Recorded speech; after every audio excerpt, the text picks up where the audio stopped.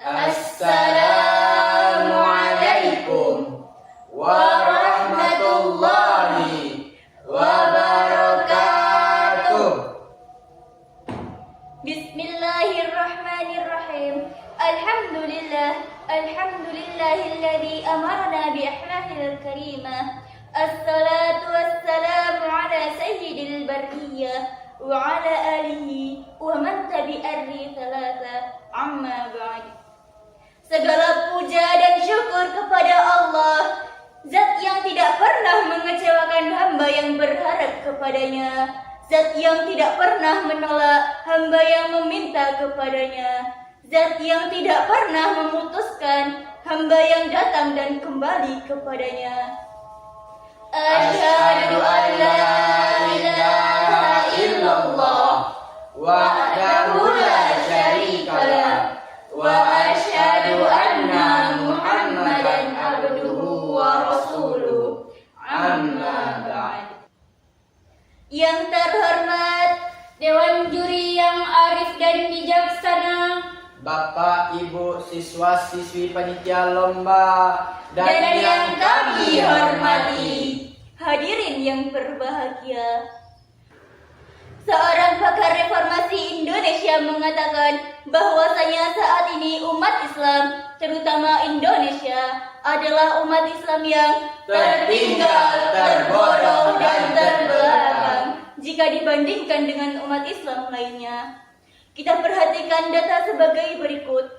Sumber daya alam yang ada di Indonesia yang subur dan makmur kini 80% telah dikuasai dan dieksploitasi oleh bangsa lain.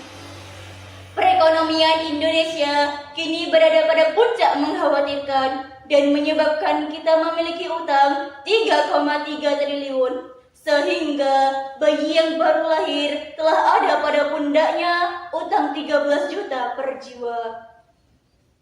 Pendidikan Indonesia yang dahulunya dijadikan kiblat oleh negara Malaysia kini menjadi terburuk dan terbelakang.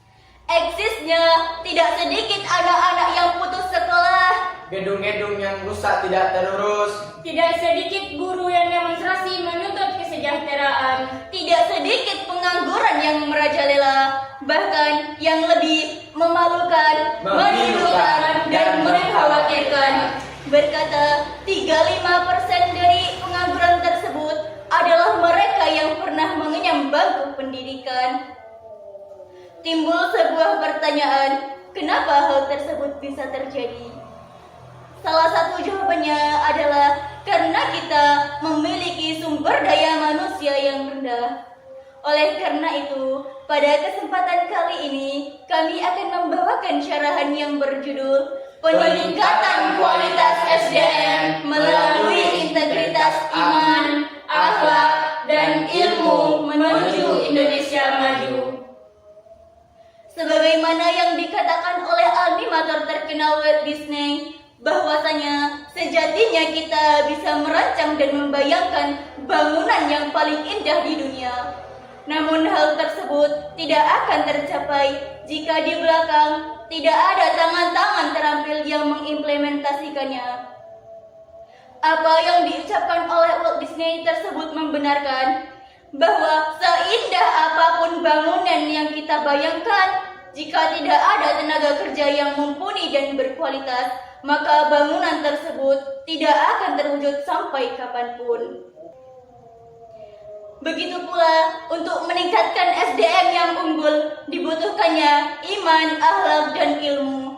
Sebagaimana rujukan firman Allah dalam Quran Surat Al-Baqarah ayat 151 yang berbunyi, A'udzu billahi minasy syaithanir rajim. Bismillahirrahmanirrahim. Kama arsalna fikum rasulan minkum yatlu alaikum ayatina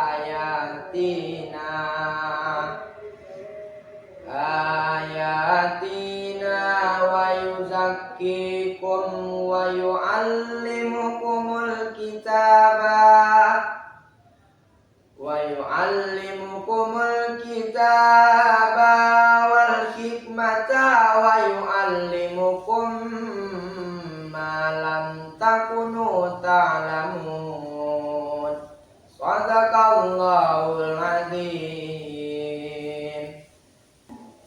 Terjemahan surah Al-Baqarah ayat 151. Aku berlindung kepada Allah dari godaan syaitan yang terkutuk dengan menyebut nama Allah yang Maha Pengasih lagi Maha Penyayang.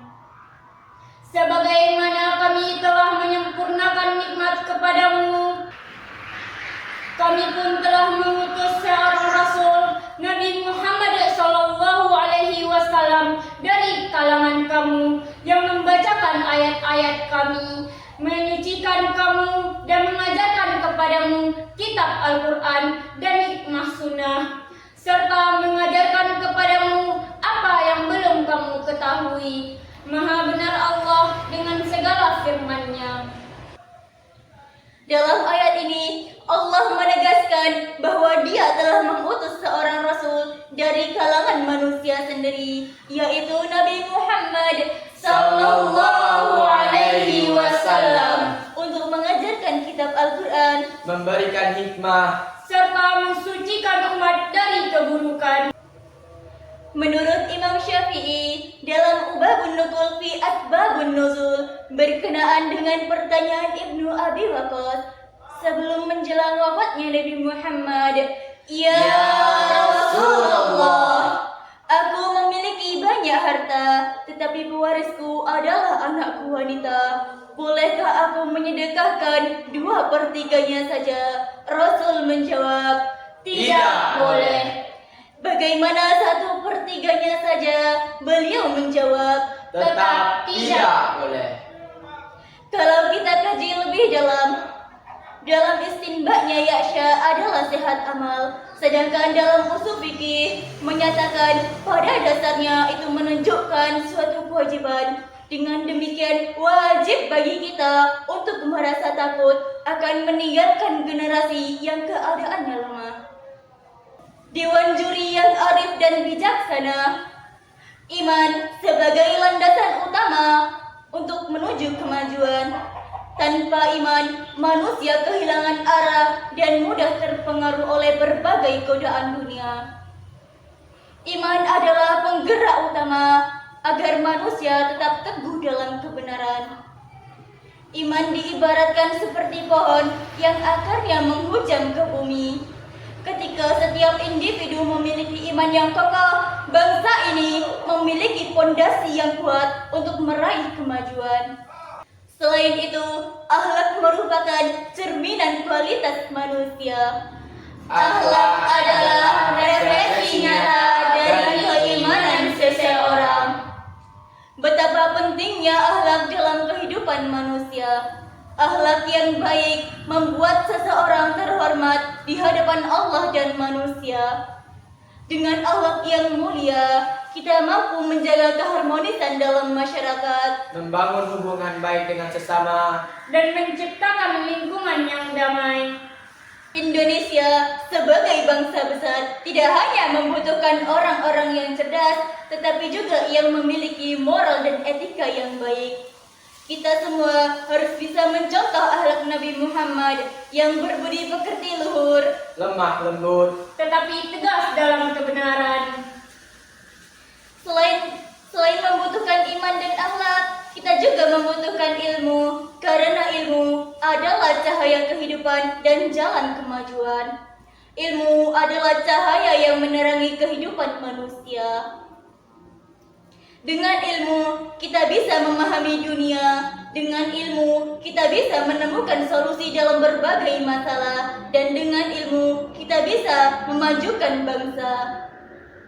Bangsa yang maju adalah bangsa yang menghargai ilmu pengetahuan, mengedepankan pendidikan, dan selalu berinovasi untuk menciptakan kehidupan yang lebih baik. Namun, ilmu saja tidak cukup tanpa disertai dengan iman dan akhlak. Oleh karena itu, ilmu harus selalu diiringi dengan keimanan kepada Allah dan akhlak yang luas untuk menciptakan negara yang maju melalui kualitas SDM yang unggul. Pada dasarnya, sumber daya manusia adalah kekuatan terbesar dalam pengolahan sumber daya yang ada di muka bumi ini.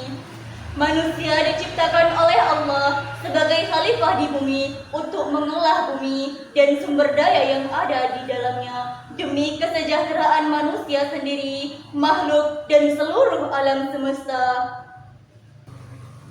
Untuk mewujudkan bangsa yang maju, kita perlu membangun sumber daya manusia yang unggul, yaitu manusia yang memiliki integritas iman, akhlak yang baik, dan ilmu yang luas. Ketiga pilar ini harus berjalan beriringan, karena kemajuan bangsa hanya bisa dicapai di antara spiritual, Moralitas dan intelektualitas. sebagaimana Rasulullah bersabda, Innama bu'istu utammima makarimah akhlak. sesungguhnya aku diutus hanya untuk menyempurnakan akhlak yang mulia. Dari syarahan tadi dapat kita simpulkan bahwasanya untuk menciptakan negara yang maju, sumber daya manusia, terutama generasi muda, harus kita dorong untuk tidak hanya mengejar ilmu pengetahuan, tetapi juga dengan memperkuat keimanan kepada Allah dan akhlak yang mulia. Dengan begitu, mereka akan tumbuh menjadi pemimpin masa depan yang berintegritas dan mampu membawa manusia ke arah yang lebih baik. Dewan juri yang arif dan bijaksana ke sekolah membawa bekal. Nasi dan ikan tak berduri. Telah tersampaikan segala hal, kami izin undur diri.